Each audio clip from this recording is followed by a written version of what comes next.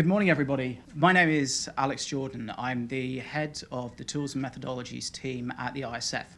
The ISF is the Information Security Forum. We are a not-for-profit, member-driven organisation. We are entirely vendor agnostic. You can talk to anybody here and we will happily talk to you about anything relating to them. We are here to help you achieve better cybersecurity, and that is our mission as an organisation. But what I wanted to talk to you today was about zero trust, and particularly I wanted to touch on the core principles and some of the key insights that we are seeing in 2023 and previously in 2022 as well. So I wanted to start and just ask a very simple question really, but what is zero trust to you? I've got a couple of potential answers here. It's possibly the basics being done right. Heard this quite a lot. It might be a reduced trust in individuals. It might be that we no longer trust everyone that we are working with or is within our organisation. It might be all about identity. Identity, identity, identity. Or it may be that it is endless user friction. Oh my God, not again, please. I think the reality of what we see with zero trust is that whilst elements of all of this are true to a point, we hope very much not endless user friction, but particularly when we talk about zero trust, we see it as a couple of key things. It's an approach. It's a framework. I'm going to steal something that someone at Byte said to me the other day. It is a mythology.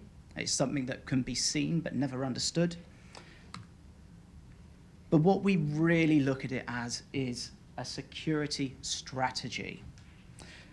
It is a combination of all different security factors. It is not just as simple as applying identity and access management. It is not just as simple as assuming a breach. We'll go through these different tenets today as part of what Bytes has been talking about with us, but it is a bit of everything. But at its key, it is a strategy designed to minimize lateral movements through the principle of verify but never trust. And I'm sure you're going to hear verify but never trust a lot today, but it's entirely the right way. So what are we seeing in zero trust in 2023? Well, particularly, stop me if you've seen a few of these before, because they won't be entirely new to you. We have this growing frequency of cyber attacks out there. Why is zero trust really important for this? Well, we see a number of different high-profile incidents. We see new and improved APTs out in the wild. We are seeing the fancy and cozy bears, my particular favourite of those. But these are coming from all different angles at all different times. These are on the up, and there's absolutely no sign of them slowing down at all. What we're also seeing is new technology, though. It's not just about what's out there in the wild, it's about what we're bringing into the business as well. So we are seeing decentralized distributed mesh infrastructure more than ever before. Castle and moat models just don't work. If I can give you a very good example of this here, back when I started my career in cybersecurity over a decade ago, the organisation that I worked for very much looked like this.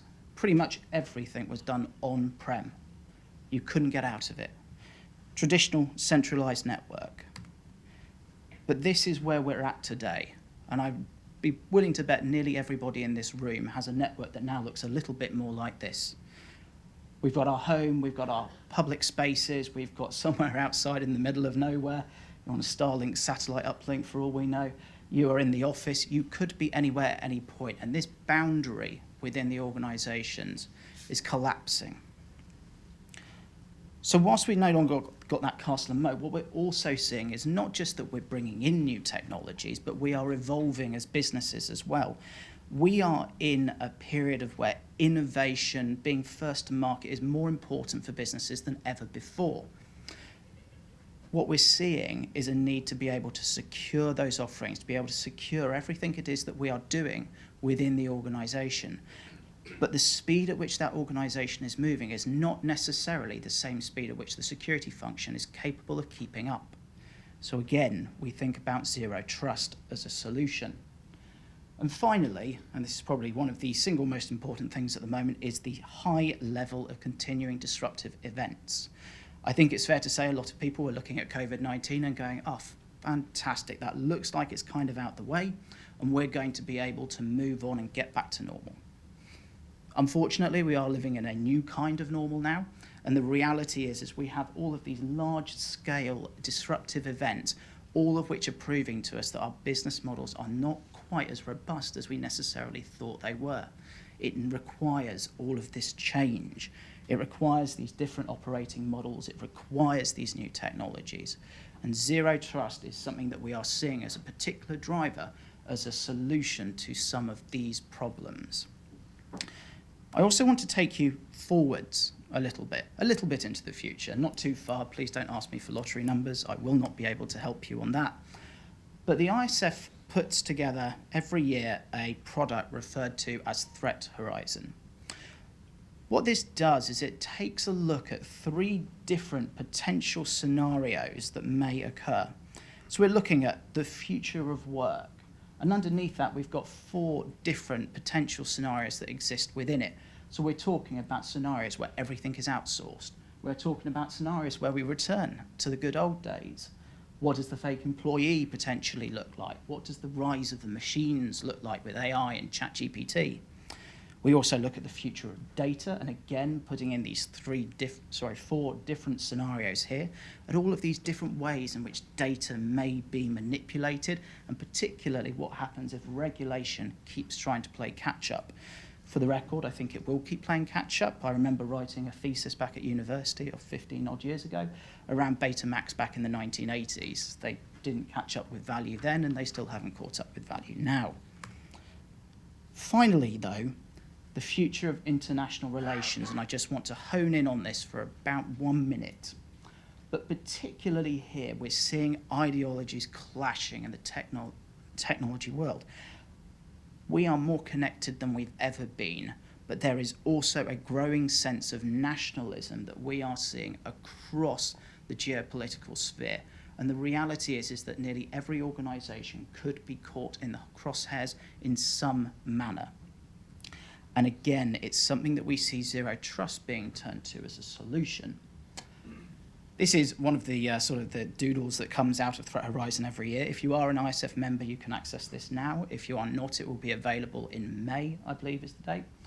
But what I really wanted to hone in on very quickly was this gentleman here, who will bear no resemblance to anybody that you've ever seen before, and a news network that you've never heard of either. But the reality is we are in a potential world where technological dystopia is pushing further forwards than we've ever seen. We're in this scenario of where slowing technological development, you see things such as Moore's law slowing down, if not halting altogether, and we're seeing increased nationalism. You just need to look at the geopolitical state of the world at the moment, and you'd say plenty of nationalism at the moment. China, Russia, heck, even the United States in previous guises, United Kingdom with Brexit. We're all focused on the here and the now and our own nation. But the reality here is what we're seeing is organisations are being targeted. They're being targeted for whatever it is they've got that is of value that somebody else doesn't have. And that doesn't necessarily mean it's just military contracts and defence hardware and all the rest of it. It could be anything from semiconductors to new intellectual property that will allow an organisation sponsored by a nation to get ahead. And that's something that we're seeing again with zero trust. It's coming in as a layer over the top of all of this. It's about making sure that we understand who is in our network, what they're doing, and that we are assured of what they have access to. If I can just leave you on one thing, and this hopefully says a lot about this room today, but we surveyed ISF members recently around their adoption of zero trust. Now, all of those numbers are nice, but this is the real headline for us. 75% of organisations that we have surveyed either have adopted in full, in part, or on their way, or will adopt zero trust. We're looking at 75% of all organisations out there. There's a reason we are all here in this room today to hear more from other experts around zero trust, and it is because of that number right there. I would strongly recommend having a look into zero trust, and the fact that you are all here today says that we probably already are. Thank you very much.